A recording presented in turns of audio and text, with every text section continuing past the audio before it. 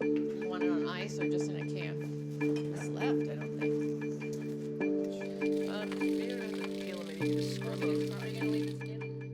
I will strive to the utmost of my ability to be what you would want me to be. The Church of Jesus Christ of Latter-day Saints is in mourning this week after the death of its president and prophet, Thomas Monson. He was 90 years old.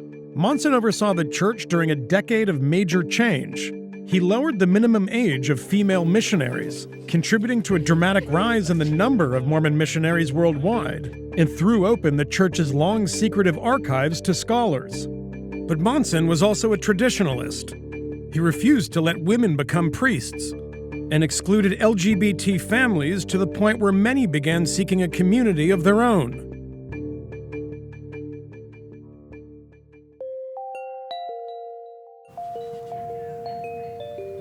I found this recently at a flea market. If I show it to any other Mormon moms, they'll get it. Mm-hmm.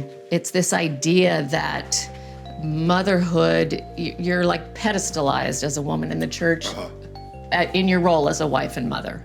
And your job is to get these little cherubic children back to heaven to live with God again as a complete intact family.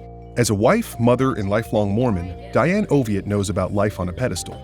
Today, she feels abandoned by the church, even though she was the one to leave it last year. My Mormonism is a little bit complicated, but I would probably mostly describe myself as a refugee from Mormonism. To some people, I say I'm on sabbatical. It's kind of up in the air.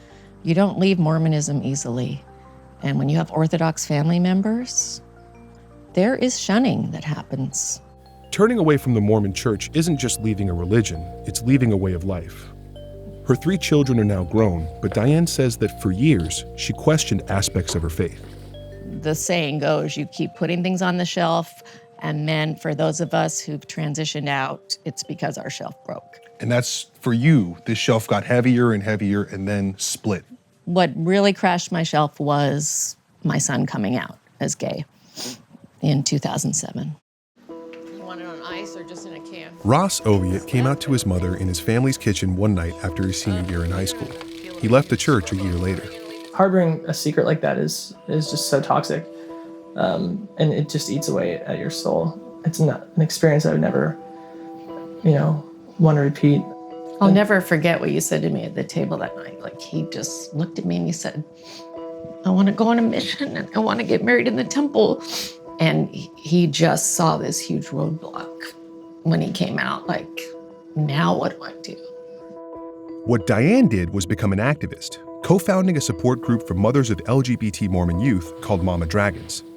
But she struggled with the Mormon Church's views on homosexuality. The church doesn't condemn same-sex attraction, but requires celibacy from its LGBT members. Then, just over 2 years ago, church leadership introduced a new policy that expelled same-sex couples and prevented their children from engaging in church activities.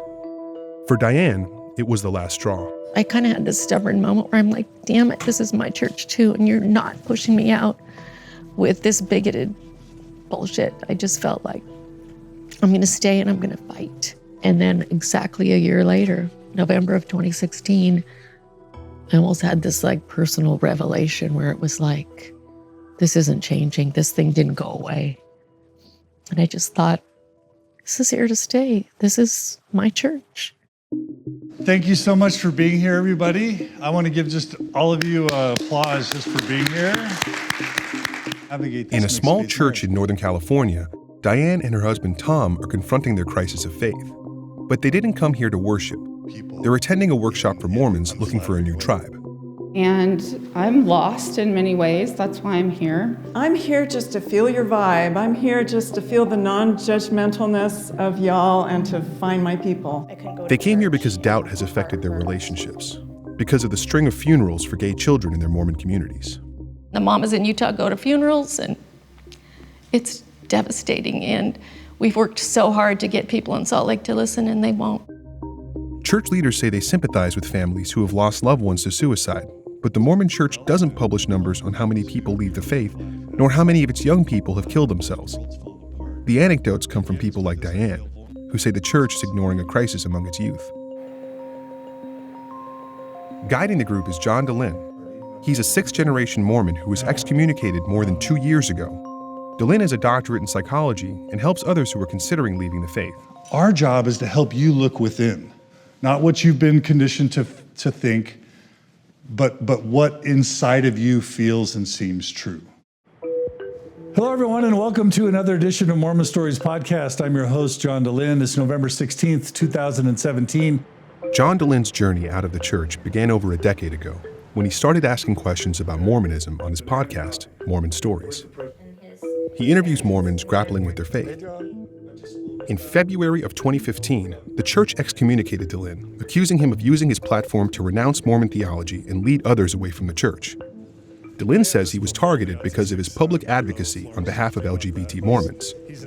8 months later, he leaked the church's policy on same-sex couples. Today, Dehlin says the podcast has more than 60,000 weekly downloads. Despite his public platform, Dehlin is protective of his family's privacy.